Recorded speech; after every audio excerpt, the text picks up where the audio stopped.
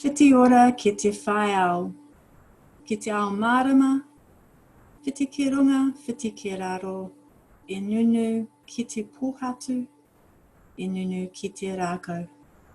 Ti taha ki tēnei taha, ti taha ki tērā taha, ti hei mauri ora. Me mehe ahau ki te mana whenua o Tamaki Makaurau, tēnā koutou, tēnā koutou. E nā manuhiri, e nā hau e whā, nau mai, haere mai ki te hui nei. Nā reira, tēnā koutou, tēnā koutou, tēnā koutou katoa. E me ana ahau e te mana whenua o Taranaki, ara ko Taranaki te maunga. Ko te tai rehua te moana, me waiwaka iho te awa. No Uropi me i nā rangi o ko tipuna, ko Ngāti Pākehā te iwi, ko Biju te whānau, ko Denise tēnei. Nō reira, tēnā koutou, tēnā koutou, tēnā koutou katoa. Kia ora and welcome to our Co-Matters webinar this afternoon. My name is Denise Biju and I'm your host today from Tamaki Makaurau, Auckland here in Aotearoa. I am really happy to have you all in the room today. We've got a fabulous cross-section of people here together, which is really cool. And when we collaborate in ways that speak to our strengths, that's how we get things done. So it's wonderful to have such a group of people listening today and contributing today. As you might be able to tell, I'm a little bit excited about hosting this kōrero about the role of community innovation as we get into our stride under level 3 and look to what things might be like under level 2 too, as well as how we shift our attention from response to recovery to reshaping.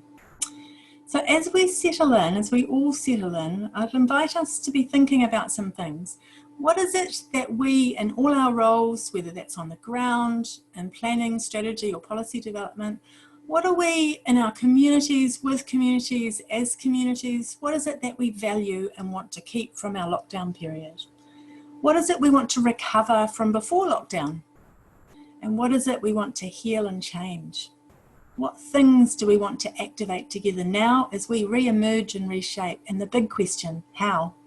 How do we want to do this? How do we want to do it together?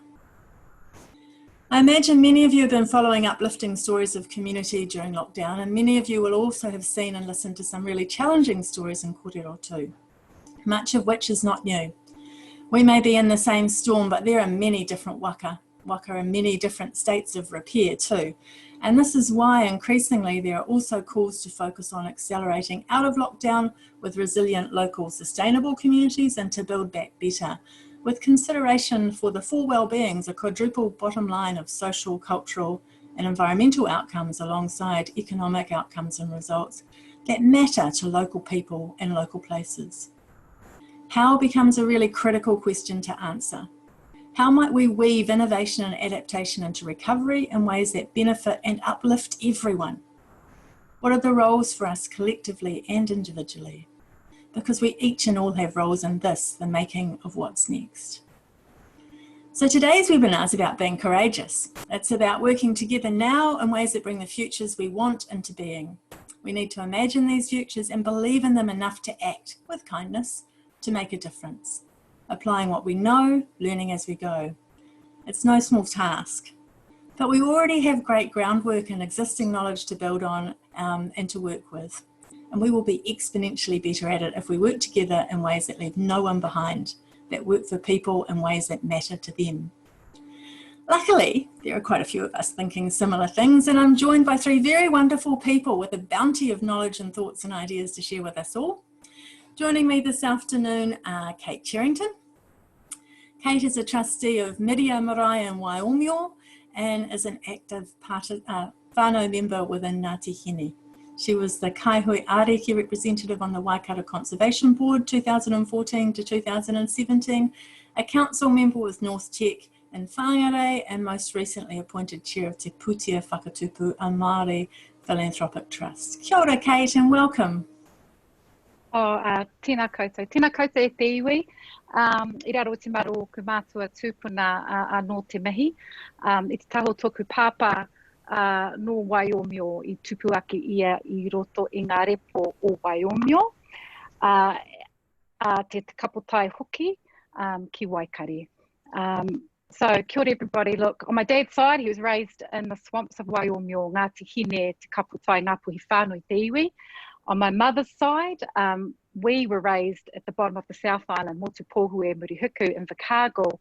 And so it's just a privilege to be here today. And just to add to that, I get to also be an associate with the Centre for Social Impact, an initiative for Foundation North, and currently am also an interim chair for the Sky City Community Trust across the country as it moves through change. So it is a privilege to be here today, and thank you for having me.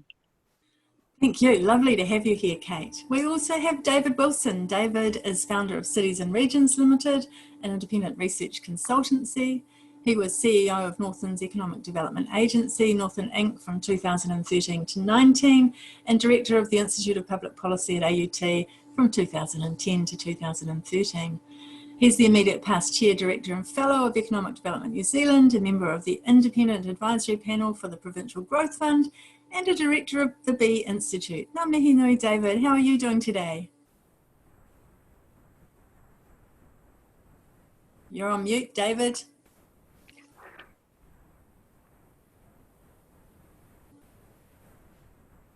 Hello, David. Hi, kia ora. Yep, kia ora. I'll start that again.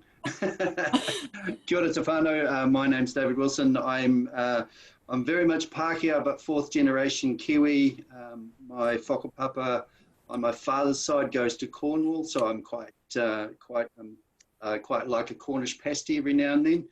And on my mother's side, Scottish and Irish, so I know a bit about bogs and swamps. Okay. Further back, of course, they were all invaded by those people in Norway and Denmark, and so my heritage traces back there as well. You might be cousins, I think. Yes, proud Kiwi and looking forward to today. Kia ora. Thanks, David. And David Hanna, the two Davids, the second of the two Davids. David is the director of social change organisation Wesley Community Action, and he's an experienced and respected community-led development practitioner, influence and practice leader inspiring communities. Tēnā koe, David. Ki te pihe e koe. Tino pai e hoa. Kia ora, Denise, ngā tangata, ngā kaimahi o te motu, ngā hauewha. Tēnā koutou katoa. Good to be part of this forum. I hope Aotearoa isn't too zoomed out. So it's, we'll try and keep it quite energetic and bubbly, and I'm really looking forward to sort of interacting with Kate and David and Denise, so ka pai. Awesome, welcome. And viewers, you can also join in too if you wish. Coming up on your screen is what you need to know. Questions can be asked in the Q&A panel. There's a button at the bottom of your screen. And this is just for questions to the panelists. The chat is for other comments and help or sharing between yourselves. Please use the thumbs up symbol within the Q&A panel to vote for those questions you'd like to hear an answer to, because they're the ones that are going to be sent through to me to ask. I'm not going to be watching those at all. All right, everybody, welcome. Let's go.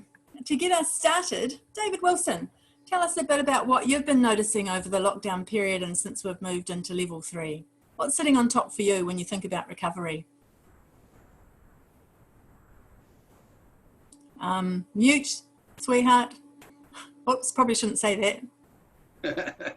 That's okay. I've been watching my carometer. I know that they have a truckometer, so I've just developed one of my own. So I've watched the levels of cars outside my house, which leads to Highway 16, which is a main route, and how it's ramping up again. My wife's a local GP, and so, you know, she usually spends 10 minutes trying to get out of our road, and it has been a whole lot easier. But now I've noticed there's a lot more people out on the road and a lot more things going on. So from an economic development perspective, we quite like a little bit more activity. Thank you. Yeah, it is good to see, And there's also, I'm missing the quiet sitting here in the middle of the city. But yeah, it is good to see. What about you, Kate? Thinking about the local level where you are, what are you noticing around the whenua? Yeah, I guess what I'm noticing is that communities are activated and mobilised. You know, iwi, hapu, whānau, you know, community development across the country, sharing resources, expanding networks and providing real leadership for the minute, and providing for those who are excluded and disadvantaged from the system, by the system. And I guess I'm seeing real innovation and a desire for a relationship, and that the voice of our communities are actually leading us through this time and through this crisis, as we've always done through earthquakes and floods and everything else. And especially for Māori, dis-ease is something we are aware of and have always responded to. So I guess as we move from this into recovery and a regeneration, that innovation, that voice of community is something I really want to ensure stays at the forefront of any decisions that we make as a nation. So yeah, I'm just seeing amazing community response and leadership. Yeah, it's really cool, isn't it? And all sorts of communities. The equity thing is something we might come back to though, Because there's a whole lot of stuff to talk about there too. And David Hanna, how do we learn and make sense of what's going on to inform how we act? Because we've got to act, right? Otherwise nothing's going to change. Yeah, well, I think learning and action are sort of two sides of the same coin. And in many ways, why we're hosting a webinar like this is probably because all of us out there are responding and changing because we have to, and we're wanting to make sense of that. And it's making sense of that both collectively and sometimes in our own personal reflection, so that can help us then act in a maybe more effective way or different way in that. So yeah, I think you've hit it on the head, Denise. I think learning in the most active sense of the word is front and centre. Yeah, I totally agree. And what you were saying about the personal development too, you don't get systems change without personal development. So let's have a look at your slides, David, and see what you've got to say. So yeah, look, I'm really happy to kick off. And my first slide is the slide of a slide. And that's pretty deep, isn't it, really? But you look at that, I sort of thought, well, that's a framework. That's a simple framework. And sometimes to help us in these times of complexity, when lots is happening at international, regional and local levels, we draw on frameworks to make sense of that. So that is like one framework. However, there's something missing in that framework, and that is the people, ngā tangata. So as soon as we put people into and bring reality into a framework, it very quickly becomes complex and a whole lot of other things are happening. And I think that's sort of a theme in this webinar is what we're doing is we're holding that balance between the simplicity and clarity of a framework, but knowing that it is a distortion of the reality. And in the real world, there's all these complex, different personalities, different people. Children climb up that slide and you're sitting there as a parent thinking, oh, be careful, there's risk, there's what if you fall. So that's the slide. And then the other thought I had just in terms of he pātai, just sort of thinking a question for myself is that this webinar is about coming out of into recovery or regeneration, as I like how Kate frames that, so that we've been in a process of crisis management, lockdown, and that energy, that mode of operating is one of containment, of closure. It's more about saying, no, you can't, don't do this. And recovery is more about an opening up, a possibility, an exploration, an expansive exercise. And I think what we're in right at this moment is we're trying to understand what's the leadership, what's the action, what's the energy we need to do that fosters that regenerative, that openness, while acknowledging we still have a pandemic globally. So we've got this both and happening at the same time. We have to have safety and protection, and we've got to have a generative process. So that slide just as an initial framing. And then if I can go on to my next slide, and I think what, as lots of people have noticed very powerfully, that place matters. That in the phase we've been in for the last couple of months, that where we are located is is significant, and that's where our actions and where we give effect to what we want to happen. So this is a framework, one way of understanding place, whenua, from an Aotearoa perspective. And so I just want to briefly just sort of illustrate this as to sort of, if you like, set the scene for some of this conversation. Yeah. You know, so when I look at that, what I centrally see that the foundation of that is whenua, is the place, the land. And that's the rivers, that's the mountains, that's the sea line, that's all that. So all of us, we all exist in relationship to the natural world, to the natural experience. And then if you see, like, laid over that is you have that of tangata whenua, of those, the peoples who are of this place and are woven through it. And you've got the red, and that's in the red part of that diagram, and you've got the strands of that red. So you've got different strands of tangata whenua. You've got various hapu and mana whenua that is connected to every part of Aotearoa, so place. And then the third layer is all those different strands of what make up the community. And we can call those sectors, we can call those a whole range of different groups, networks within our communities and with our places. So that can be, you know, business community, that can be the farming community, that can be local residents, tamia. Mm-hmm. And what that picture speaks to me is that when we think about community, we're actually thinking about that whole picture. And they will all interact with each other. And if we're talking about, like the term social fabric, if that is our social fabric, then it's understanding the weaving in those relationships, and is a helpful thing, I think, a frame as we start talking about a generative process, an inclusive process, an empowering process. So I just want to say that much about that slide. And then there's a few points that I've got just here, just by way of introduction, that I just want to sort of unpack just briefly. So yeah, on that slide, maybe if I go back to that slide so people can see that the first point there is that learn or perish, and that just repeats what I said earlier. And I guess in a pandemic, that's exactly what it is. Like, we know there are different parts of the globe where they're not learning and they're not changing their way of acting and doing, informed by the knowledge that has been gained. And sadly, people are dying as a result. It's that brutal. Mm-hmm. So this is about learning in the richest, fullest, most active sense of the word. And the most immediate, right? It's really learning with real emergent space. Yeah. And, you know, in inspiring communities, we have the principle learning by doing. Well, you know, that's in neon lights for me, huh? Yeah. You have to be prepared to fall over every now and again to learn by doing, Scuff your knees, get up again. Yeah. Sorry.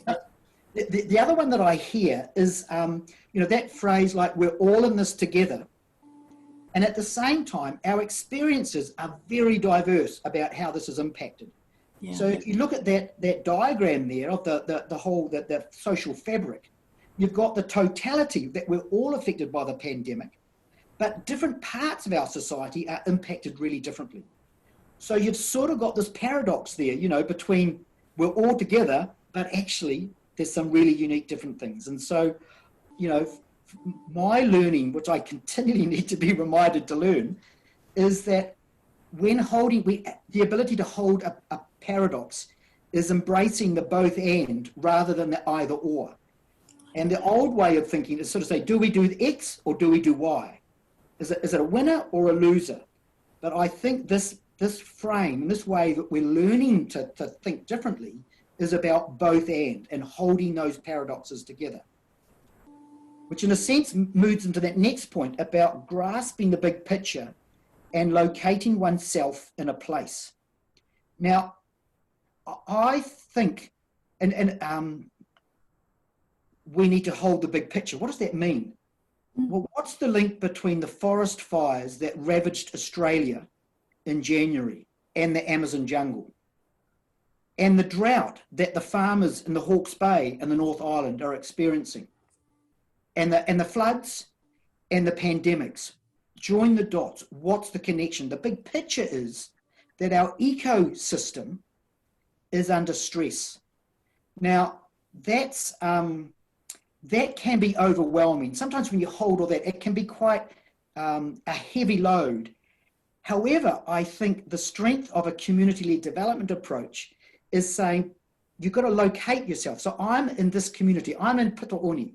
I'm in Petone in Wellington. I've got neighbours and I've got a backyard and I've got networks. So I'm going to apply myself and my aspirations and within that context. And I think doing and trying to work with people to seek solutions is quite cathartic and therapeutic, and counterbalances what can be an overwhelming understanding of the big picture. So I need to hold the big picture, understand it, but then apply myself with where I am, with what I've got, with the people around me to do, and as I do that, to learn and adjust. That's right. That's the scale of our agency, right, will differ from person to person and from time to time as well, different stages of life and all sorts of things. And as well as that, I think we need to try and make sure our agency that's rooted really locally has influence beyond that, because we might not personally have influence, but if we work together, we can influence our local council, for example, or something a bit wider or bigger. Yeah. And everyone listening here in this webinar will all have a place or points of contacts that they are embedded within. And we just start there and work with those. Totally. And so never before has, I think, the global and the local been so both in our focus at the same time. And look, and just a few final points before I wrap up. One is when we're talking about recovery and regeneration and restoration, it's that thing about let's be really clear about the direction we're heading. What is the goal? And I think having the conversations about that's important, because yes, it's getting employment up, but at the same time, it's about addressing the equity issues we're talking about and getting that direction sorted out. And then we're not going to have the perfect plan. It's adjusting and working out as we go, in that adaptive process.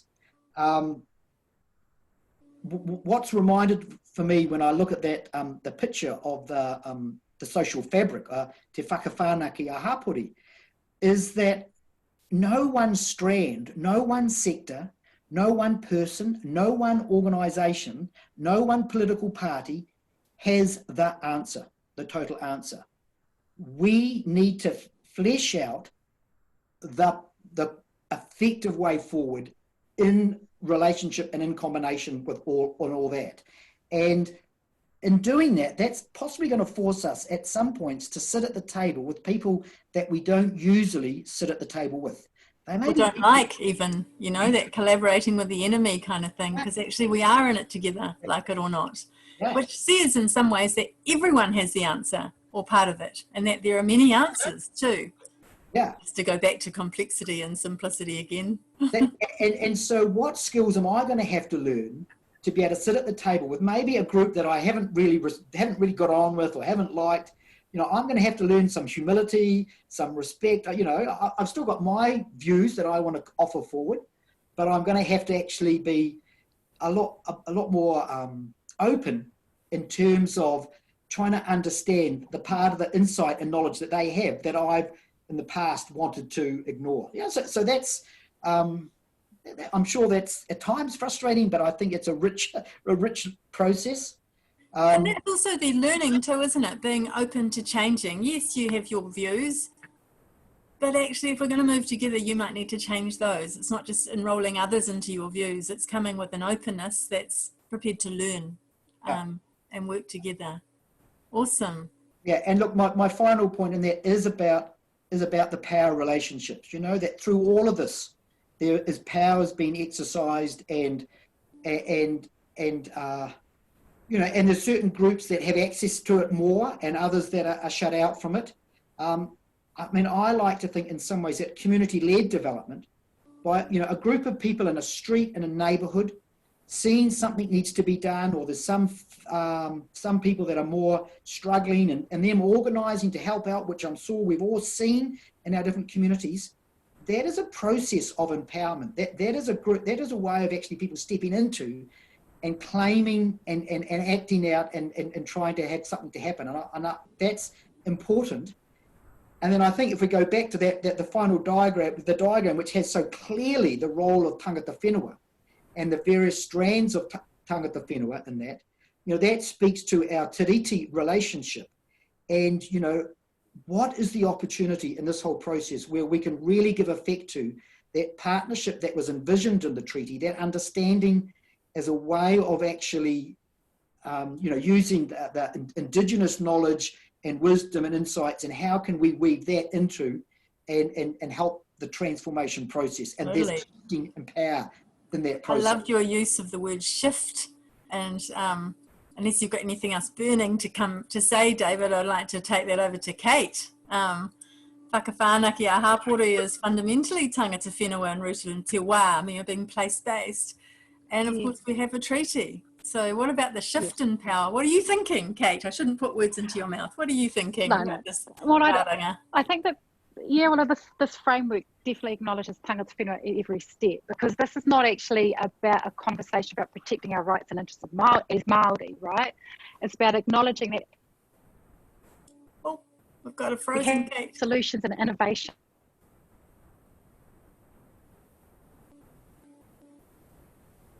Okay. Community research, do we stop her video and bring her back?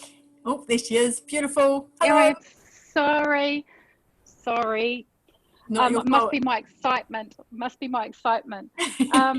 I just want to acknowledge that actually Māori have solutions, and that we source that from our whakapapa to help us look at to the future. And I just really, all I have to say backs up what David has spoken of, that the language and the custom and tikanga is sourced from the land itself. So localised community solutions is what we're looking towards. Right. And I believe that we can have unity by acknowledging the diversity of our communities and their localised and innovative solutions. We're about abundance. We're about growing a wealth that's based on abundance of learning, of well-being. And I think that I feel that as treaty partners, we've had a lot of the relationship and a lot of the responsibility to be able to share and listen and act upon the advice and voice of our communities and whānau and hapu. That's definitely a way forward for advancement as we regenerate as a nation. So really, I can only support what David Hanna has said so well, and he's stolen a lot of my 10 minutes. I'm rethinking. I'm sure we'll be able to fill that 10 minutes. Yes. Bye. Te whakawhanake a hapori is a great example, I think. Yeah. Awesome. Thanks, Kate. What are you thinking, David Wilson, about abundance and the regional economic development kind of space, I suppose? Where does courage come in there with abundance and being really place sourced? I like that terminology, Kate. How do we build and weave our connections there? I think if anyone wants to take on being an economic development professional, that takes courage. True. I was really encouraged by what David had to say in a lot of ways, and what Kate had to say, because all I could see was parallels between what they are involved in and what I'm involved in. So I'll pull out a couple straight away. One is that economic development actually happens in a place. It doesn't actually happen from the governor of the Reserve Bank. So you may be surprised to know. Those things around money and how much we have of it are important, but the actual development work, improvement in the structure of our economy happens in a place. The other thing I picked up from David was the global and the local. And I always think about economic development in terms of the Matryoshka doll, that each kind of productive system nested in another productive system right to the, to the coal face of the community. Oh. And so when you're doing regional economic development, you're dealing with a whole lot of places, each with their own little local productive system that forms part of a regional economy, which forms part of a national economy. So you've got to think at all of those levels to try and organise as best you can to try and improve our prosperity. And the thing I'll leave with you is statement for me is the economy actually is welfare. Welfare is actually the economy. Oh, nice. Thing is, I'm not going to let you leave. I'm going to get you to go onto your slides instead. Okay. But that was great. It was great. Lots of moving parts in there, eh? And some of them with, well, all of them with minds of their own. So a bit of fun. Take us a bit deeper, David. Yes, yeah. I mean, how do you organise all of that? Yeah. Yeah, with quite a lot of difficulty. And we'll get the slides up, but you know, something that David said around, you know, how sometimes this is quite complex and there's lots of views, and you know, how do we manage that complexity and how do we manage the systems? And the answer is yes, we try. Thanks, it's helpful. Community research, can we have the slides up, please? Thank you. All right. I've just put a development patterns framework there for people to have a look at, and this was presented to me quite a long time ago by one Professor Ian Shirley, who's no longer with us. Yeah. And you know, I still use this, and the reason is that unless you have an understanding, a deep understanding of the dynamics of your place, it's very hard to improve it. Whether you're trying to improve it economically, socially, welfare, culturally, whatever it is, unless you have a real deep understanding of why your place is the way it is and why your economy is the way it is, it's really difficult to provide the prosperity moving forward. So I take all of the people that I teach economic development through this process where they go right back to the beginning of their place, pre-human contact, and build up a picture of why the place is the way it is. And you'll see in the bottom triangle that you'll be looking at historical factors, cultural factors, economic, social, political. And of course, in the backdrop is what kind of geography has, what kind of influence that has, what the physical environment has, what the climatic environment has in terms of the development. I often use a trick slide where I show a picture of camembert cheese, bottle of cognac, and some Burgundy, and ask people, what are these things? And they all say, well, you know, they're lovely French products, aren't they? And the answer to my trick question is, no, actually they're a place. Each and every one of those is a place. And those products have been developed out of that place. When you start to understand the development of that place, you can see why. So I think we've got to embed this a little bit more into our practice of economic development. And economic development is quite different from applied economics. To do economic development, you need the geographical discipline, cultural, economic, social, political, historical, all of those things coming together to understand what needs to happen. So what I often do with people is look at the 7 C's there. Now, I know in the Living Standards framework, government is, or Treasury have decided on 4. Well, actually, I think throwing things like cultural capital in with social capital, probably not such a good idea because they're quite different. Same with financial and economic, physical, natural. All of these things are quite dynamic.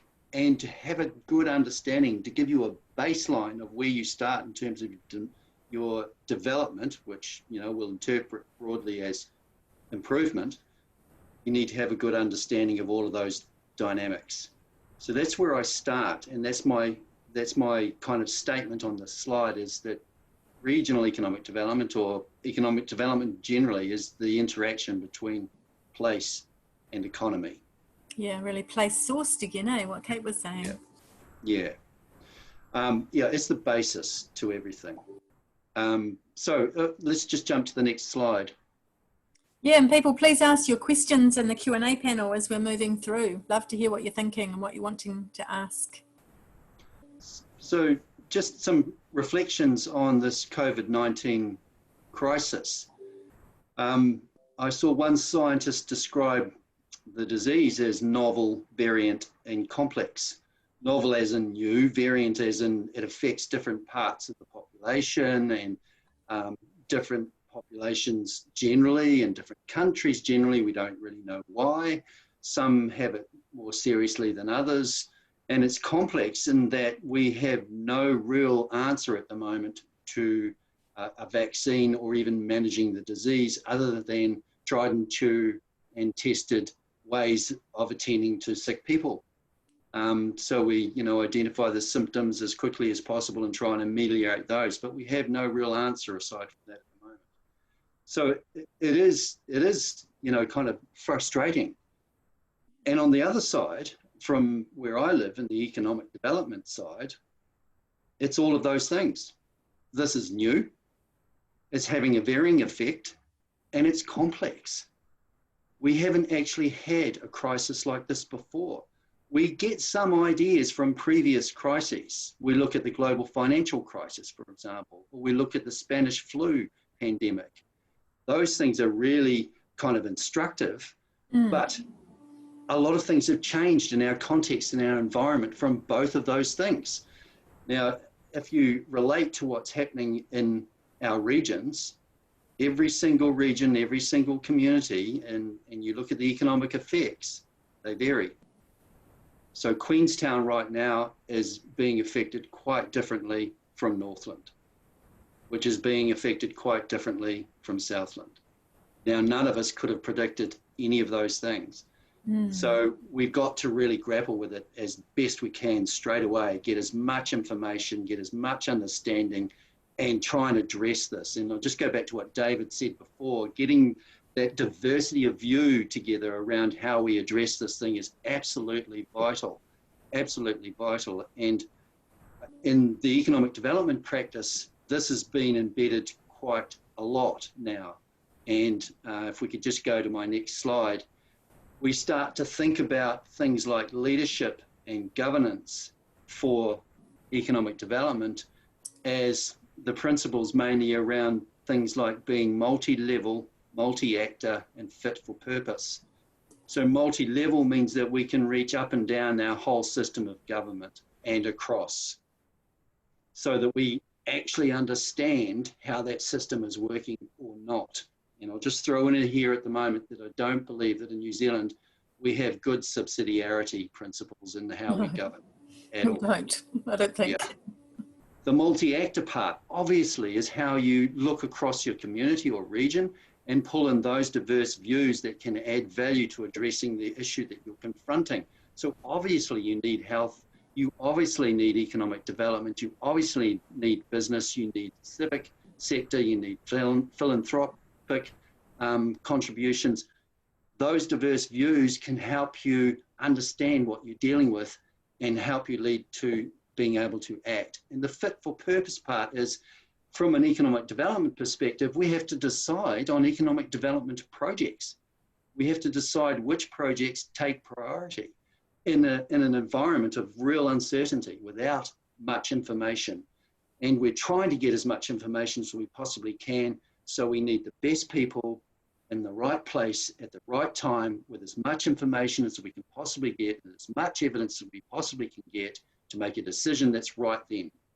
We may find that some of them will be wrong, but we may And they're likely to change too, right, over time, because we only know what we know right now, and that fluidity, what David Hanna was saying about learning by doing, really being able to apply that. So those systems you're describing have to be, I don't know, I can't think of the right word, but kind of soft in the sense, not that they're not strong, but we need to be able to get movement up and down them pretty quickly as things change. Yeah. So for me, it's great because it's reminded me of how similar some of our concepts are. So when I think about economic development, I think about endogenous development. You know, that comes from within. It's like a biological thing. I think about a diverse economy, which is also like a biological ecosystem. Unless you have a good ecosystem, it can fall over. You know, if we're reliant too much on producing milk powder, that's not good if milk powder suddenly becomes of less value. Totally. We're adaptive, we're innovative, we're regenerative, we think about all of these things.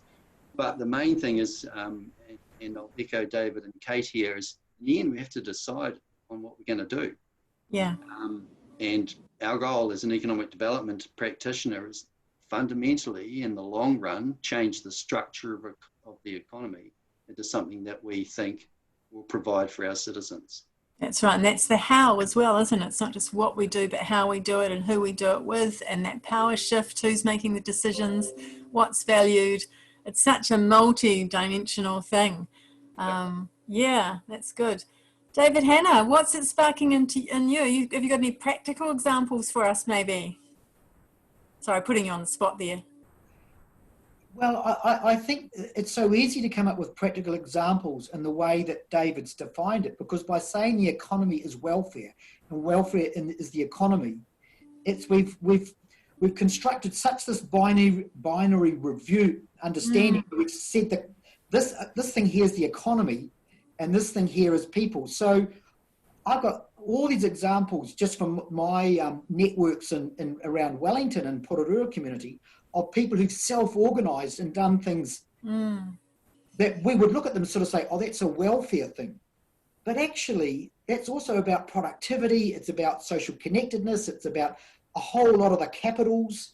And therefore, it is actually part of the economy. And so, I like the way that David's really challenged that binary separation and says we've really got to, move beyond that. That's right. Now, realities, our personal economies are so mixed, aren't they? They're not all monetized for a start. We have all sorts of trade and exchange and sharing and borrowing, all sorts of things going on in there that doesn't, I guess, get counted. That's a whole other story, really, isn't it? But that's an important one here too, as we move forward. Kate, what are you thinking? How do we reshape ourselves to take some of these things into account? Well, I guess from what both the Davids have shared today, is that community development and the economy don't exist as sectors. We keep talking about sectors, right? And but we don't exist in a vacuum in these sectors that silo the behaviour and the relationship across one another. We are one community, as the whakawhanake a hapori showed. That's one community. So let's talk about community and what skills and what learnings and what attributes we can offer to that, whether it be the growth of abundance and wealth of community through our land, so it's sustainable. I'm heartened actually by what David Wilson has shared, and the fact that just even last night or the night before with Aotearoa community town hall, the town hall, around economy, and economy is something that we all get to share. We all have an insight and a learning into, and have the right to actually verbalise and talk about it in terms of our place, our space, our tikanga, and our ways of being and knowing. And so, I'm heartened by what David has shared. But I think the danger of describing us as sectors it's kind of defined a behaviour that keeps us separate. That's right, and it's more than semantics. So thanks for that, right? David. Yeah. It becomes a reality because of the way we've defined it. But we're in control. We constructed that thing. We can deconstruct it and reconstruct it too. Yeah. Do you want to tell us some more, Kate, about what you've been thinking? Right. And I think Dave. Oh yes, obviously yes. I better. I'm just so involved in what the two Daves forgot about me. Jeez. Okay. How about we throw up a slide? How about you? Let's put up a slide, please, Whānau, the first one. Awesome. So, I guess what I was left with thinking is, what do we as community mobilise and collectivise around? And given that we are we're diverse and we have diverse solutions, the things that we do mobilise and collectivise around are ngā matapono, ngā uara, so, values. We have to talk about universality, at least we could talk about values, and some of the things that we always ask of what, and I'm at tables with people that are really different to me, have different beliefs, have different notions of how the world should roll. When we always ask one another, what do you value the most about being a member of your community? And we go around and we ask that particular question, we always have a common theme, that of being a thriving community, that of being led through through well-being. Everybody says that. I've been around the world with that question, and we find commonality in asking that question: what do we value about being a member of our community and our place? That's the thing that connects us. So that talks to whakawhanaunga and relationship.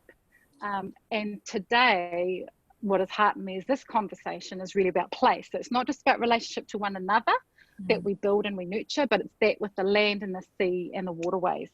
And so with that as well comes that responsibility. And I think for many of the people that are listening in today, they are shouldering a responsibility for well-being, for finding innovative ways to advance their communities, to address some real societal issues, and having their voices heard.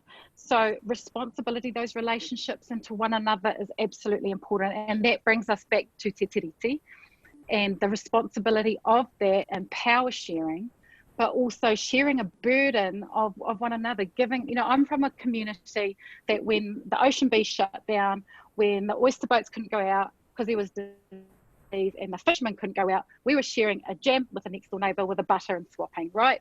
Because that's what we do. We're responsible for the relationships around one another, and we can be good neighbourhoods by doing so.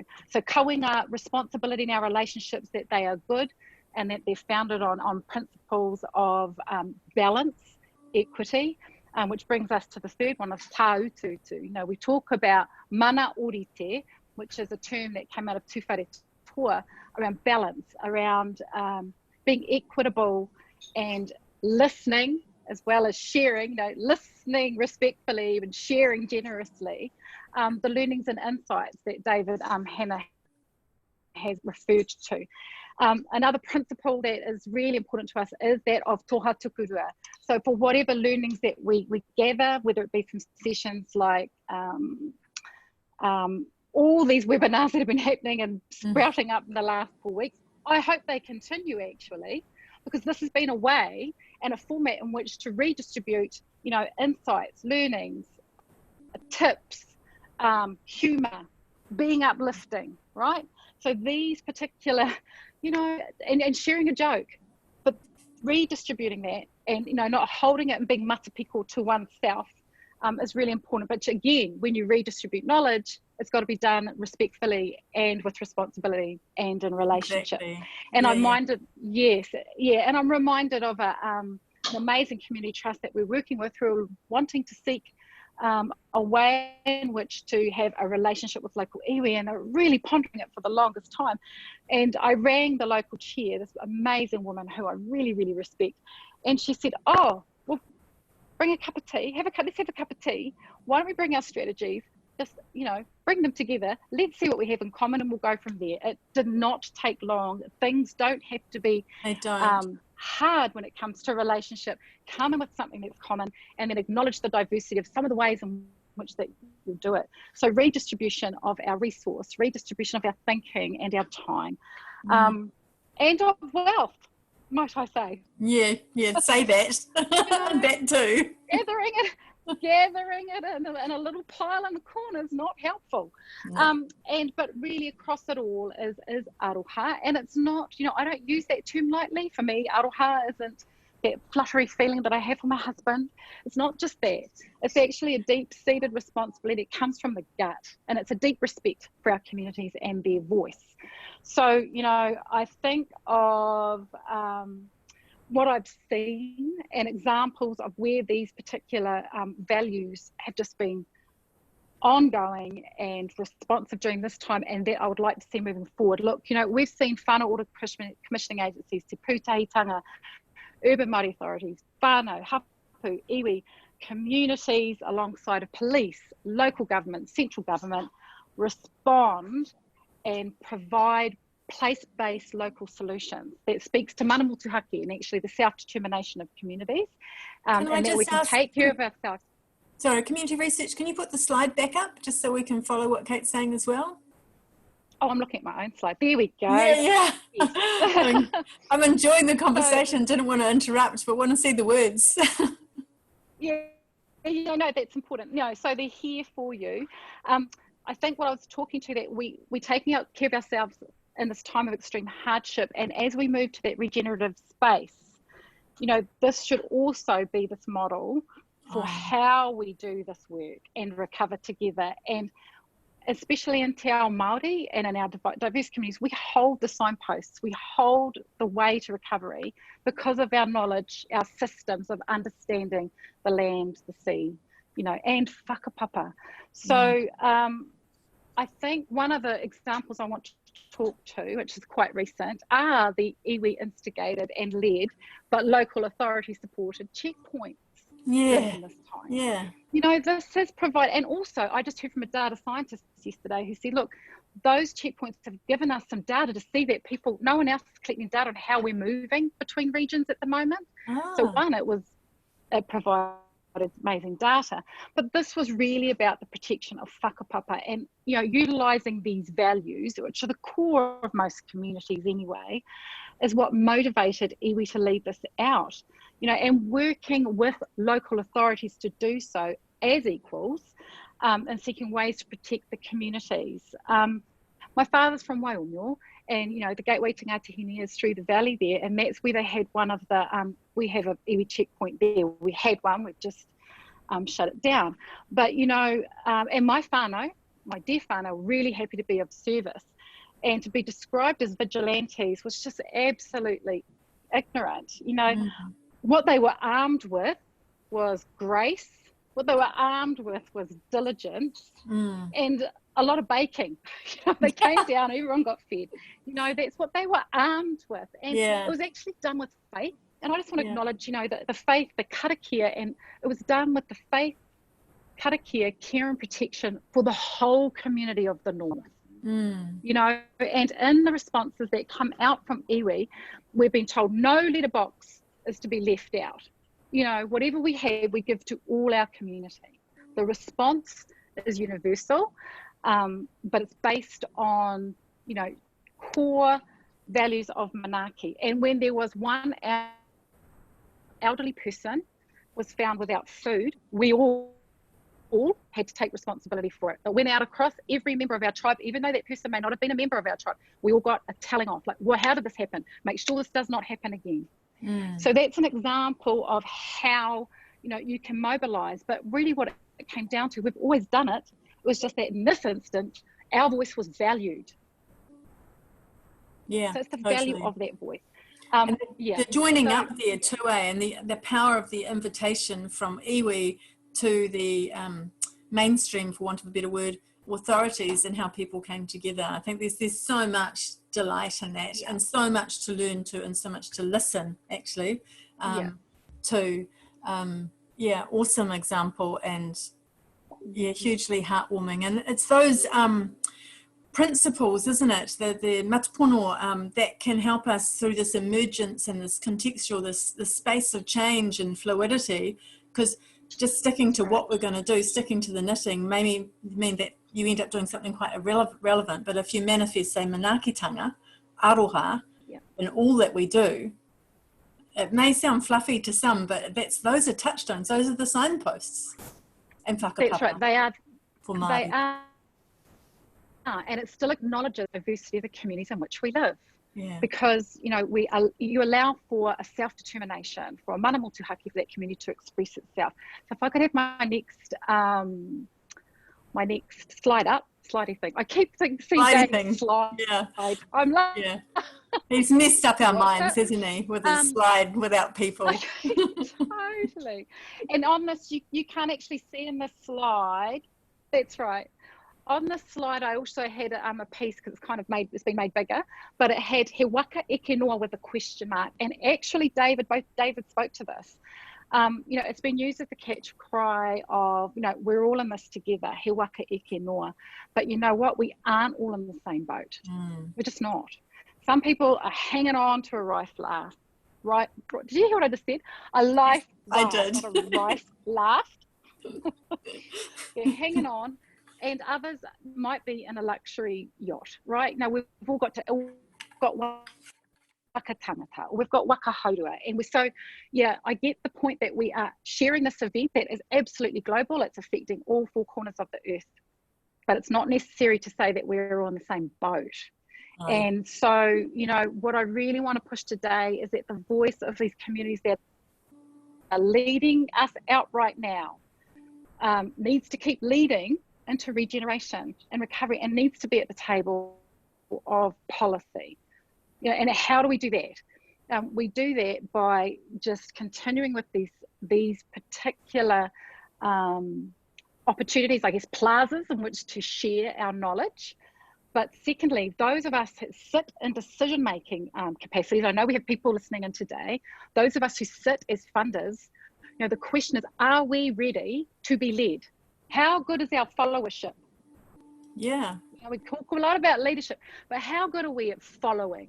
Mm. And, you know, one of the most amazing responses across philanthropy was straight away PNZ, and actually J.R. McKenzie helped lead the way, as did others, was when we realised we needed to make changes straight away, the message went out, unrestrict your funding to community, unrestrict it. No, let them do what they need to do. Awesome. Soften reporting. Stop spending hours writing up reports. They know what they're doing. Fund the mission, get out of the way. So actually, isn't that not something we could take forward? Mm. It's something that we have to challenge ourselves as decision makers and as, you know, philanthropic trusts, etc. Yeah. I'm just talking to myself here, clearly. No, I'm talking to all of us, and we're nodding. Yes. Yeah, no, my head, you know, I'm going, but I do believe that is one of the hows. Yeah. Like, as decisions, are we ready to follow? Are we ready to be led by the voice of community? And if so, you know, stop, you know, just fund missions, get out of the way for a while, gather in when the learnings are ready to be shared. Aye, that's right. And so, yeah, and so acknowledge new knowledge and experiences. We could have, yeah. I love the KNEW notion. It's a lazy for me, because I see you as what's old. For us, we always look to what we've experienced in the past to inform us moving forward. And I know that in our country, it's very hard. As Māori, you know, we have the stories, we hand down stories, and whakapapa is everything, and the land is everything. So we have that knowledge. And for others, now, for my Pākehā colleagues and for my own whānau, it's harder to acknowledge what's happened in the past and use that. There's been that whole, like, let's forget that happened back there, we just need to do now. When surely that's part of our courage now, right? We have to be courageous and look at that, bring it forward. Absolutely, that's right. And like, my last name is Cherrington, so my direct descendant is Kawati, who fought at Ruapeka, as was John Cherrington, you know, captain, and here I am today, along with all our descendants, right? I'm kind of thankful it was missing, happening, going on, but, you know, that's what's important. It's part of the story. Tell the story and use it for a better future. So whakapapa, we've already spoken to, but, you know, being tangata whenua, but being tangata moana, we are placed in the Southern Hemisphere, we're placed in the ocean. Mm-hmm. Our closest cousins are our Pacific Island nations, right? Mm-hmm. For so long, we're dictated to from a Northern Hemisphere kind of structure. It's imperial. It came down here, and nothing fits. Yeah. Our New Year isn't, you know, is June, July, really. You know, so those things get topsy-turvy. So understanding that we have a place as tangata whenua, us as Indigenous peoples, but also that we are tangata tiriti, and I am that too, you know, from my Hudson and Hamilton side. So he waka eke noa, I think that we are experiencing something together, and really, you know, you asked us what we want to keep. I want to keep place, I want to keep local, I want to keep identity, and these solutions that have been led by us all and our local communities. I want to keep open this beautiful, transparent sharing of knowledge and experiences that's been happening. Don't want this to, you know, diminish as our alert levels diminish, right? Exactly, this has right. been a great example. Yeah. And when there's going to be a push for shovel-ready projects, how do we power share around that? en masse. Or It's power part of our shift, economic even recovery. take it that other Power level. shift. Yeah, I'm liking that word, those words put together. That's right. Yes. Aye. Power shift. Yeah. But only as well as our healthy child and a family. So that's Totally. me. Yeah, no, that's awesome. Wonderful, beautiful. God, I've got so much to say. I'm going to have to be quiet because we're already moving to 3 o'clock. So we've got half an hour, and we said we'd give them half an hour. No, it's perfect. We'll just have we won't have our little korero between us about that. The two Davids probably have heaps to say and heaps to think about, and it would be wonderful. But they'll come out, I think, that in the questions anyway. And Rachel sent me a question here which says, kia ora, down here in Te Waipounamu, we in Ngāi Tahu are looking at amping up social procurement within our projects to be led and centred by runanga and hapu. What are your thoughts around the social procurement framework to support economic equity within these communities? Anybody? I'll jump in then. Right. Yeah, that's a really good idea.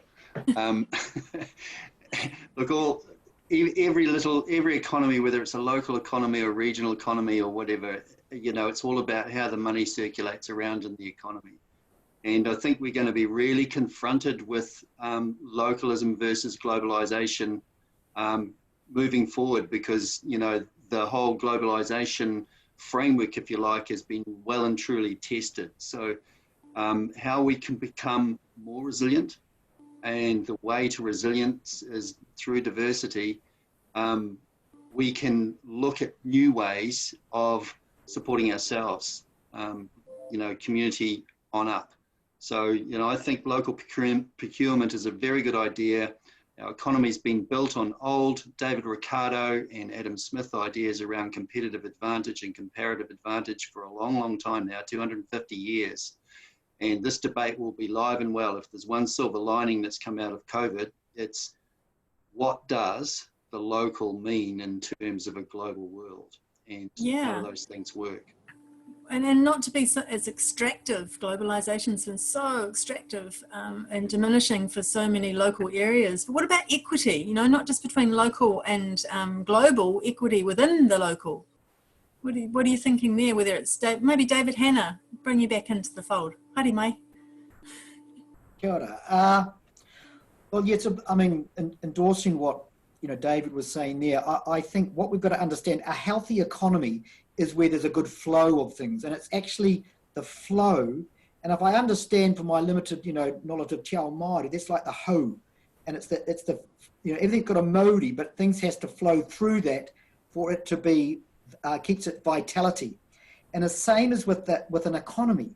It's an organic concept, an economy, although we've turned it into a machine, because an economy is about the living world of people and resources and plants and animals. So if we can get the flow of, be it currency, be it exchange of goods and services, that if we're good about that, that helps redistribution. And I think social procurement just encourages that flow within a local context. And that's an abundance model that Kate refers to. That's how we actually manifest abundance. Agree. Store it up and keep it, and certain people stockpile it, then it becomes dis-ease, it becomes unhealthy and unstable.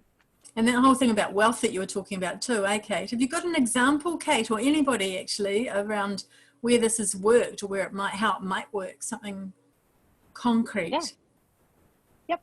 I'm going to talk really briefly Papatuna Kumarai then in Mangere, which is an urban marae run through my Tuakana, Hinamu, Ropati, Lionel and Val. There's a whole team there, and what they've done is simply they've grabbed, so there's kai ika, and I'm not sure if you've heard about it, where they grab the fish heads and the frames from recreational fishers. Yes. Comes in, the community gather, they are taught how to, they bring it in, and so nothing is wasted.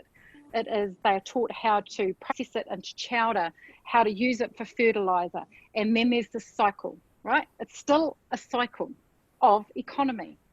People are being fed, it's welfare, it's no waste. It's using all parts of the pipeline of food, from fertilizer to my puku. So that is one example. That's just one example based in Mangere. And it is a community-led and owned process. So that's in a just one circular economy, example. when And it's every circular. part of it is valued and valuable, That's and right. yeah, and equitable. Yes. Aye. Interesting. Any other examples, either of the Davids? I'm going to give you another name, one of you, sometime. I won't use an example, but I will sort of carry on from my theme around what's happening globally with the economy and how local economies can respond. What is happening really fast is supply chains are being shut down. And so to actually re-kick our own economy, how do we get the inputs and the imports and the materials we use to produce the things that we normally use? And so what's happening very fast is people are thinking about alternative ways of getting those things to support their own production and ways where they don't have to rely so much on imported materials to produce the same things. So there's this kind of diversity and thinking about shortening your supply chain so that your transaction costs of getting product from A to B, from you to your client, are shorter. So this is all pointing towards quite different ways of understanding what economic development might be. And a couple of things that are coming out quite strongly now around a thing called economic gardening, which essentially says grow your own enterprises and don't rely on foreign direct investment or someone else to come and do it for you. And that changes the equity too. And it actually leads into the next question, which is, I'm reading these for the first time, so sorry, question askers if I get it a little bit wrong.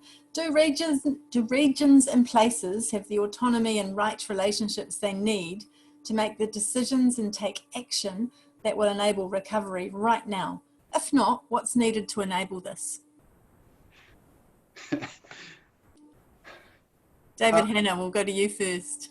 I mean, just one of my responses into that's a powerful question about the role between contracted social services and initiatives that grow out of relationships with people in a place and a community. And, I think going forward in this response, we need to have it's an and. Yes, there's a role for contracted services, and that's mostly the dominant model where government departments think. They tend to think, what's a solution, what's a program, we're going to tender it, and we're going to put it out there. And if people can tick enough boxes, they deliver that service. However, I don't think that alone is going to cut it for what we need in this response. And I wonder if that question's somehow we need to create space or just claim it for people to actually collaborate and do things. I think the example that Kate talked about, those processes that the Hapu and Iwi initiative, they didn't ask permission to do that. Their mana whenua were there. They just stepped in and exercised their rangatiratanga in a deeply respectful and that way, and that sort of manifested and that generated some stuff. So I just sort of think that's partly a response to that question, is that my concern will be if government just rusts to only pulls the contracted services type response, when I think we need a lot more wider generative response of people just stepping in. So one of the things then to enable it is our own courage, is to take the bull by the horns, is to work with others and say, hey, we've got a need or we've got a strength we can offer. How do we do that? Let's get going. So a bit of a plan, not a lot of a plan. But we also need things like localized funding, right, and decisions to make those more than one-off little drops in the ocean. And sometimes having set up a number of things, there's so much work that goes into that, to really make those sustainable and able to evolve. We need the system alongside us too. Do you think? What are you thinking, Kate? Yes. No, you're absolutely right. You're talking about the system alongside. It's do we devolve? How do we shift power into the communities? And it does take time to make decisions around providing support. So participatory, panels from community to help distribute. We talk about redistribution, and so we've got community trusts across the country. You've got your family trust, you've got Māori Hapu fund. We've got ways, but how the how-to is making it as local as possible, and it may be more of a participatory exercise for community to make those decisions about where resources should go. So, we've got an example for the minute where, the collective of NGOs and Māori organisations through whānau commissioning agencies, they aren't a government agency. They are actually collectives of NGOs, and pūtahitanga in itself in the South Island, is grounded on iwi. So, that ability to be able to collectivise and then mobilise, they pivoted very quickly. So they've always won contracts, but actually they said, no, we are so well networked, we are now going to be distribution arteries out to whānau that need, help right now. And it worked. And they didn't wait for the government. No one waited for the alerts. They started weeks before because they understood, they knew what was coming, they collectivised and then used the systems that were there. So I don't know that there's a need to reinvent stuff right now, but just really take a good look. Totally, and they knew their strengths too, that they had strengths in networks. So can see gaps in what's coming, but also what have we got? We know, and we know how to use that. What are you thinking, David Wilson? You knew I wouldn't let this one go. I couldn't, that's why I had to keep you last. So I just recently wrote a report called Powering Up the Regions, which addressed this very issue around the lack of subsidiarity in our governance and government systems. And I strongly believe it because we've got a unitary style of government, and we've been so used to decisions being made in the Wellington bubble that affects the whole of the country. And we've got a big country and we're geographically dispersed. So we need to figure out how we get better governance, not just government, into different levels. So for me, at a regional level, regional economic development, I need to understand what I can affect change in, just as the community needs to understand what they can affect change in, and the government does. And then we provide resources and support to those levels to make and take the decisions. So it's a really difficult discussion at the moment, but we do revert to type when we're challenged. And I've noticed we've reverted to type again. So which is possibly why a number of the people on this webinar will be going, how come we're not being heard? Because the system's not in place to support being heard, would be my answer. So I think we've got a real challenge around that in the future, that we do have a whole of system change to think about in terms of development. Well, that devolving of how the power shifting, and how does the system listen, how do the bottom up and the top down meet? And it's not just meeting, isn't it? It's infiltrating each other. It's actually listening. That's right, Kate. One more example, I'll just finish on this. The central government has said they want a sustainable, inclusive, productive economy. Well, I don't think there's anyone on this webinar that will not have ideas on how to make that happen in their community. That's right. And that subsidiarity, that local decisions at local levels, it does become a mosaic that way, which is also more resilient, right? And the big picture emerges from the individual tiles which shift. I know that sounds really complicated, but we've got to think and act differently, and that includes government, but it also includes local people. We can't just point the finger and say it's their fault or they need to do it. We have to own our own role. Now, I probably should get on to another question, but that was a goodie. I liked that. So what is the secret to economic development in under-resourced communities that doesn't lead to a type gentrification that drives locals away to more affordable places to live? That's really interesting, because sometimes as we improve places, whatever that is, taking your lead, David, around development as improvement, it pushes people out.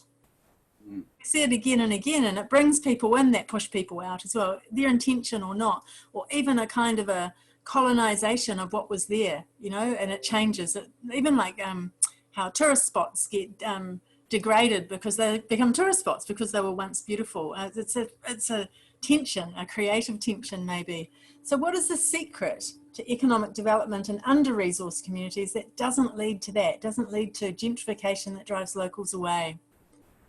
I think we've touched on it in the previous question around actually enabling locals to take control of the development processes in their patch. Would be number one. And then it's your approach to how you do economic development. So if you start with the dynamics of the place and those 7 capitals that I talked about, and understand what it is that you believe is in the best interests of your community, then things like economic gardening and developing from within and local purchasing and regenerative agriculture all start to make sense. Totally. Yeah, it's when we're disconnected in terms of the systematic approach on how we deliver these things, that makes it very difficult. Yeah, so it's the utilitarian nature of some of those things and the shorter supply chains. You can see it with your own eyes. Yes. To some degree, because it's in there. What are you thinking, it, Kate? Oh, sorry, David? Yeah, it's the tino rangatiratanga of economic development. Yeah, nice. I was just thinking that actually a lot of wealth that's been generated in New Zealand in the past has been speculative wealth. That's true too, yeah. Actually nothing's been done and gentrification is a part of that speculation, and that's very much a sort of a core plank of our current, capitalist system. And so I think if we look to Tiriti and some other models, if we had a different model of land ownership, I mean, in a sense, if it was Māori land and I was someone wanted to do something somewhere and I had a lease or I worked at an arrangement, then I think that cuts across that speculative process. And I have a hunch that would also help manage this thing of gentrification, So I actually think we've got to go back and look at our models of ownership and how we occupy resources and how we occupy land in a way that is more respectful, distributive, and, we're in the midst of a housing crisis. We've forgotten about that, and the housing crisis is, I think, because of these dynamics of capitalism and the scarcity and therefore the inflated prices. So I think there's some really wider thinking that is happening. That's massive cultural change too, because you think of the Wakefields from the settler perspective, at least speculation. It's like, it's not this massive systems change, it's massive cultural change too. Kate, what are you thinking? I saw your face then. You mentioned Mr. Wakefield. Yeah, sorry. I just know. No, I'm actually agreeing with David Hanna and David Wilson on this. So what David Hanna said was what I was going to share. It's what we believe ownership means. I mean, a lot of it is it's an illusion. Yeah, totally. I have mortgages. It's actually an illusion. There was no trucks of money that showed when I purchased a house, and then it's an illusion. And so when we figure out our place, and I think one of the Davids had said earlier, like our place in the world is quite small, and figuring out how to share resource. Look, my whānau have been affected by gentrification for 180 years. We get pushed out of communities all the time. When someone says, oh, this is a lovely little bit of bay, I think I'll take that. So, Aupu and right round, Kaputai, we really understand that. It's not something I really want to talk to today because it's a whole other webinar, totally right? Is. But I do agree that there's just got to be different ways in viewing ownership. Kaitiakitanga, right? There you go. Value of being a good kaitiaki of the land and having enough to be well. We're only as well as the child that has a warm home, a full belly, and a well whānau, right? So if that's our bottom line, and that's all cool, I mean, do we need more? So really, it comes down to kaitiakitanga. Our role as caretakers of this land in this space, at the bottom of the Pacific. That's a little bit kind of out there, but I do agree. I disagree with what the David had shared. Yeah. That's a whole thing we could go into for sure. Another webinar, perhaps. We have another question. Is there a power shift that can happen around shovel-ready projects and delivery? Goodness me. What does this mean? How can this work different? What does this mean was in the question, by the way. How can this work differently for more sustainable social and economic growth? So is there a power shift that can happen around shovel-ready projects and delivery? On Aotearoa Town Hall the other night, I forget who said, they said it's such last century thinking, shovel-ready. And I just thought, yeah, hallelujah. But it's what we've got. So is there a power shift that can happen? What do we do with it? Ooh, yeah, I hope so. Yeah. I've got to say, I was doing my work on the advisory panel for the Provincial Growth Fund the other day, where we had a whole bunch of projects come up to us. And I can't share, obviously, but what I was really pleased about when I was looking at them was that without exception, all of the projects were around increasing productivity, new growth, new ways of supporting the local economy, et cetera, et cetera. And none of them were about building a bridge or, you know, a new road, thankfully. Look, this to me is like Peter Drucker's saying that you can't address a new crisis with old logic. You know, kind of get out the Meccano set and start building. Should all be right. Yeah. What we're battling against is that actually does employ people. Yep. And so it's like a kickstart that allows people to get involved and get things done, even if they have a marginal benefit to us. Either way, in the short term, some of those things will probably be good. That's right, as long as they're not too bad. Yeah, we've all got to think, what's the medium to long term look like? And we do actually have an opportunity, I think, to shape what that looks like. And I would also say that shovel ready does not necessarily mean you have to build something. Yeah, nice. Yeah. Nice. Doesn't have to be a literal interpretation. So yeah, what are you thinking, Kate? Something more decentralized there when the power shift happens, maybe? Not to put words in your mouth. Absolutely. No. And I actually want to go back to what David Hanna said, that these are and proposals. It's not either or. Exactly. So like David Wilson said, these are things that are going to stimulate, and it should be done around a clear vision of actually where we're heading. You know, if we're all in a flotilla of waka and all our different waka, like what is actually the goal? What is the common purpose? Like, it's not enough to say, oh, we need to recover. We need to recover. It's not enough. What is the goal? What is the purpose? Where are we heading together? What have we agreed to as a collective? Yeah, what's in our terms vision? of where we're heading? What is the vision as a nation? And if that's in mind, then I'm sure people are okay with having that initial stimulus happen on a larger scale that's kind of universal. But these things happen alongside the and I think David Hanna, you should add to this too. You know, it is that and proposition. So we can do this, you know, keeping in mind our values that underpin everything we do and our identity as Aotearoa New Zealand. Yeah, well said. I think those values are super important too. They must be translated into that physical, well, not necessarily physical, that action. Yeah. David Hanna, what are you thinking? I like, you know, tai toko, you know, Kate's, you know, elaboration on that. I think what was one of the thoughts in my mind about the and was sort of the macro and the micro. And as David's, you know, and it's not either or. Where, you know, like sometimes, you may need some bigger scale initiatives, you know, to kickstart some stuff. And David Wilson, you know, was referring to that. However, what tends to happen is those things that are micro in community tend to very quickly become invisible.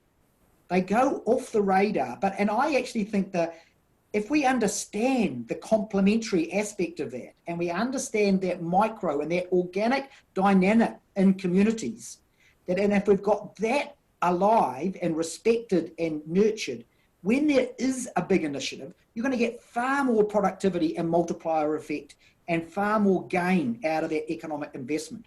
Whereas if you drop a big investment and totally ignore that, what we've been talking about for the last hour, it's sort of going to go plop. There's not going to be nice ripples within the place. So, you know, and that's where I think we've got to quite radically within our systems, local government, central government, and our NGOs, you know, grow our capacity to understand those micro connections and relationships, because they're an important part of the moving forward as well. So I think that's a really good point. Yeah, we don't not subsume them. If we're really place source, then we need to acknowledge that and put, you know, not subsume them basically. So Rachel was telling me that we're running out of time. So I thought that as we sort of wrap up, are there any last words? Well, I'd like to invite you, in fact, to have a couple of last words, each of you, as we're thinking about all that we've talked about, because we've really skated over the surface, I mean, we could be talking about these things in lots of ways, but we were billing this as being courageous, and I think it has been, and exploring some of the how, which I think it has been.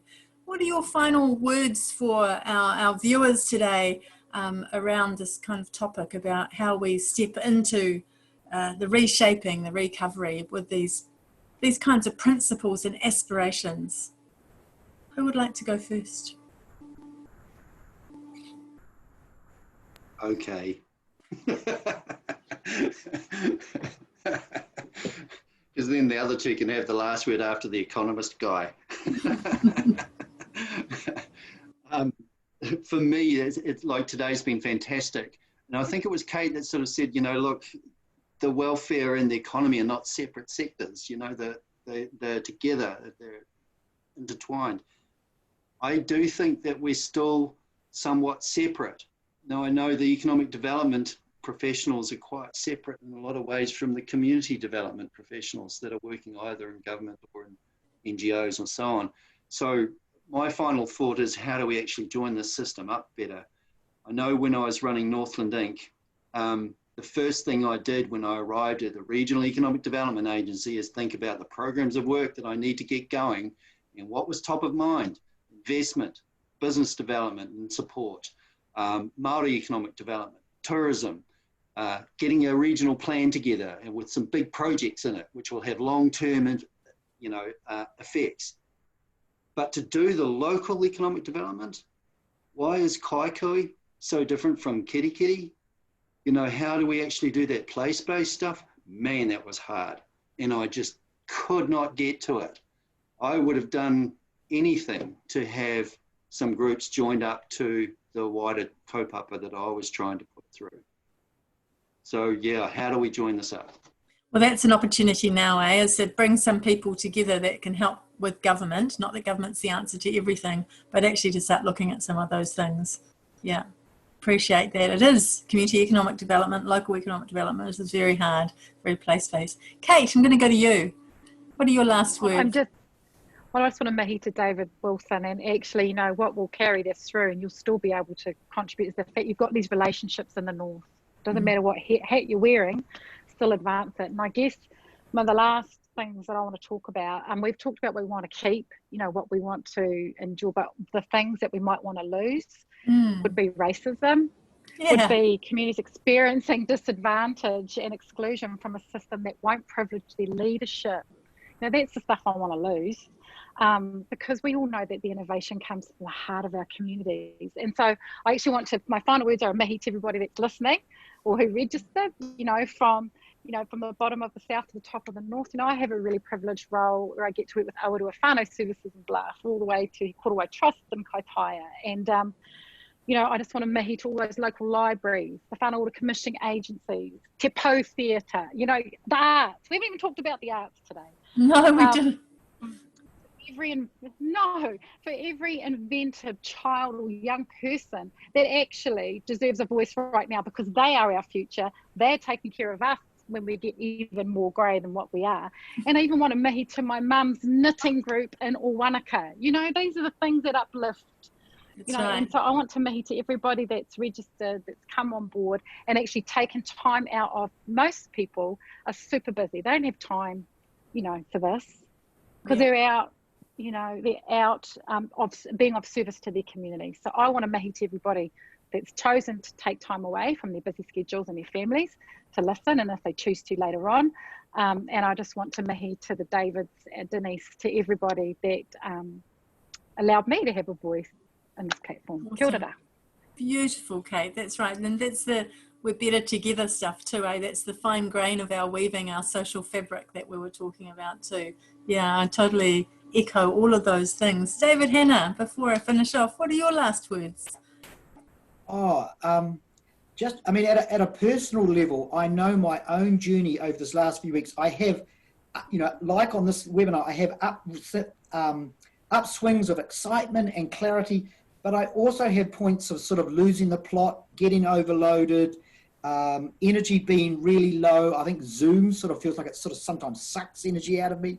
So I just want to acknowledge for all of us out there, both individually within our whānaus, that the ebb and flow, the clarity and the excitement is also, there's also the flip side of the frustration and the hardship in that. And that's, and there'll be people around us who will have people around who care for us when we get in those, it feels overwhelming, because that's part of it.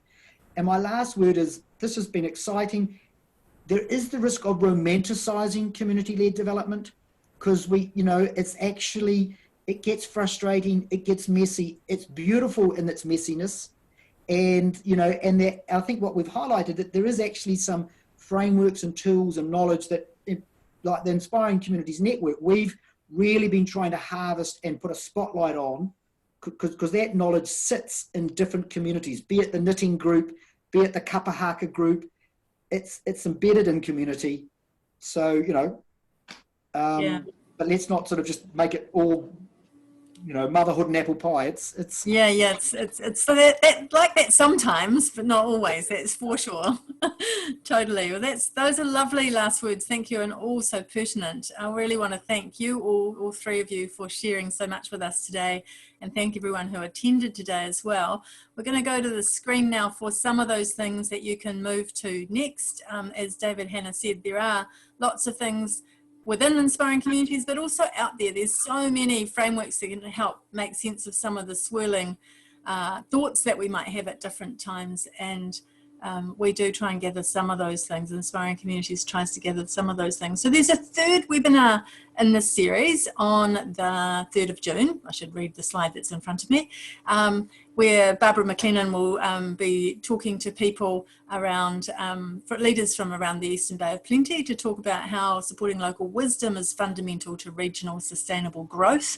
Growth is such an interesting term, and what recent provincial growth funding will do to boost that locally led social and economic outcomes for that region. So as an example, and those things, social and economic, definitely woven together. So Little Engines That Can is what it's called about.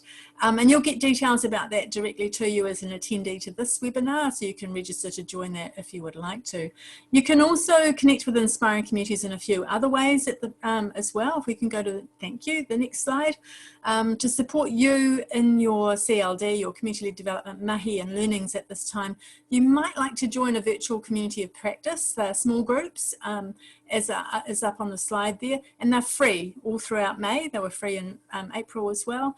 And we're also developing a range of regional community building blocks. We're calling them kind of skills training, 90-minute things to share some of those frameworks David was talking about in different communities, and really think about, what role does CLD have to play in our recovery in this place that we're in together.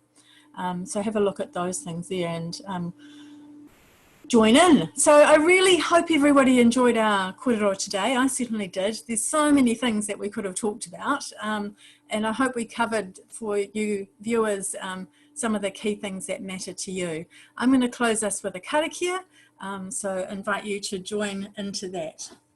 Kia tau ngā manakitanga, e te mea ngaro, ki runga ki tēnā o tātou, kia mahia te hua, ngā kihikihi, kia toi te kupu, toi te mana, toi te aroha, toi te reo Māori, kia tuturu, kia whakamaua, kia tina, hue tai kie. Go well, everybody. See you next time. Mā te wā. Mā te wā.